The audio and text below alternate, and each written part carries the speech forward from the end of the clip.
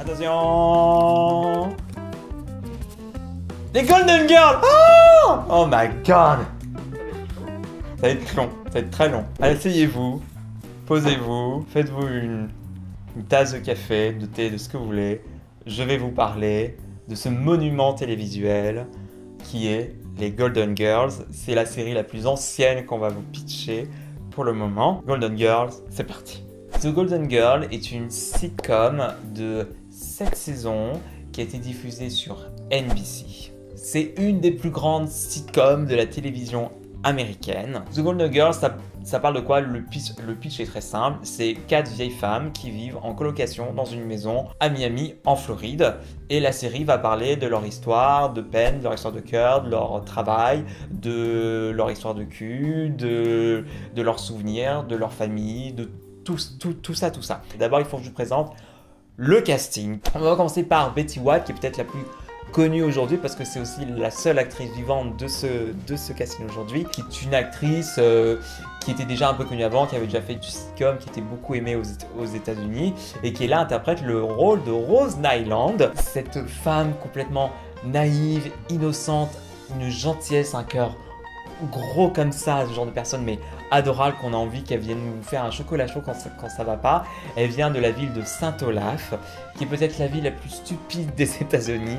À chaque fois qu'elle en parle, ça nous fait rouler des yeux au ciel, parce que c'est toujours des histoires complètement abracadabrantesques qui n'ont absolument aucun sens. Ça va parler du sage-femme de la ville qui était aussi magicien et qui faisait accoucher les enfants, puis ça devenait une colombe et puis sortait un papier de carte et l'enfant était là. Enfin, à chaque fois qu'elle raconte ces histoires, quand elle commence, elle dit alors à l'époque à Saint-Olaf, il y a tout le monde qui veut la faire taire tout de suite. Ensuite, on a le personnage de Blanche Devereaux, interprétée par Rue McLachlan, qui avait déjà joué dans une autre sitcom avec une autre actrice que je vais vous présenter à la fin, qui interprète donc Blanche Devereaux, cette petite femme du sud des États-Unis. Si vous avez vu Autant en emporte le vent, le personnage principal, c'est un peu la caricature de ce personnage-là. Elle fait fidèle Didi et elle a une vie sexuelle incroyable. Elle parle tous les jours de ses conquêtes avec un langage très sulfureux, très sexuel, très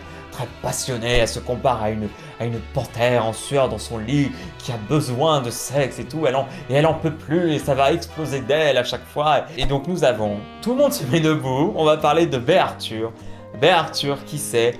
Immense actrice américaine de Broadway, de cinéma, une femme énormément respectée, très intelligente, de grands combats humains. Je sais qu'une partie de son héritage est partie dans une association de refuge pour les jeunes homosexuels à New York. Donc voilà, quand on dit Bea Arthur, on dit madame et on se met debout. Donc elle va interpréter le rôle de Dorothy Zbornak. Elle avait déjà interprété une comédie qui s'appelait Maud, que je vous parlerai peut-être un autre jour. Et donc elle joue Dorothy Zbornak, qui est un peu une sorte de Bea Arthur 2.0. Elle est professeur remplaçant dans les lycées publics plutôt en difficulté. Donc c'est une femme qui a pas sa langue dans sa poche, qui a des grands principes démocrates et humains, qui a une répartie. Le talent comique de Bea Arthur est fascinant. Elle a une façon de gérer le rythme comique, de se servir des pauses, de balancer ses répliques à une certaine vitesse. À chaque fois, ça fait mouche. C'est fascinant à voir. C'est d'une virtuosité. Et puis, nous avons la dernière, Elizabeth Getty, qui joue la mère de Dorothy Zbornak,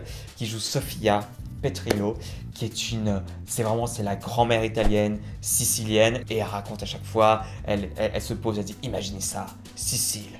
1928 et elle vous raconte qu'elle a été l'amante de Pablo Picasso. Un peu comme Rose, elle raconte des histoires un peu abracadabrantesques, plus ou moins farfelues et qui ont l'air plus ou moins crédibles. C'est une Sicilienne très fière. Anecdote intéressante, l'actrice Elizabeth Getty était beaucoup plus jeune que Bea Arthur et donc qui donc jouait sa fille. Et du coup, avec le maquillage et tout, on pouvait, l'illusion était parfaite. Pourquoi cette série était incroyable? C'était surtout pour deux choses. Pour l'immense qualité comique, c'est une série très drôle. Dès que j'ai un coup de mou, je me lance les Golden Girls, mais c'est un épisode que j'ai déjà vu. C'est hilarant, il y a un débit de parole assez important, il y a une répartie, elles s'en mettent mais l'une sur l'autre et c'est très drôle, elles s'en renvoient derrière et c'est hyper intelligent. Évidemment, c'est une sitcom, donc il y a certaines blagues qui vieillissent très mal et qu'on ne pourrait plus faire aujourd'hui, heureusement. Mais donc voilà, donc par moment, généralement quand un épisode est pourri, il est pourri, on passe au suivant et le suivant est parfait. C'est vrai qu'il y a des épisodes vraiment bref, à passer. Et aussi ce qui était énorme pour les Golden Girls, c'était les sujets sociaux qu'elle voulait amener. Elle parlait énormément du troisième âge, ça a été une des premières fois que c'était abordé à ce point-là et mis à ce niveau-là à la télévision. Donc ça parle des problèmes de l'isolement, du chômage, de la détresse affective, du deuil, du suicide assisté, de la pauvreté, de la précarité, des conditions des maisons de retraite. Donc tout ça a été amené, en plus avec un sérieux.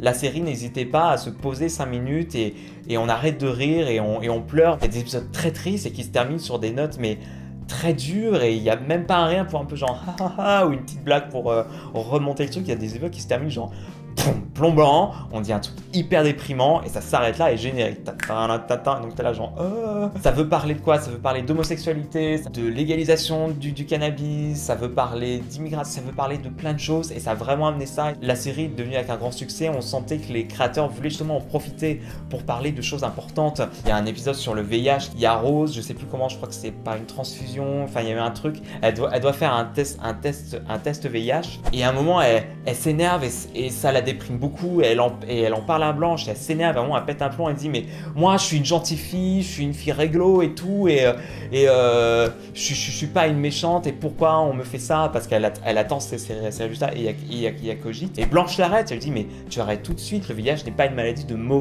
mauvaises personnes, c'est pas des gens mauvais qui l'attrapent, c'est une maladie terrible, mais c'est un accident qui est arrivé, mais t'inquiète pas, on va attendre, mais il va pas dire que c'est une maladie de mauvaises personnes. Et dire ces choses-là en pleine année noire du sida, c'était quand même assez dingue, et juste pour ces choses-là que la série a voulu amener.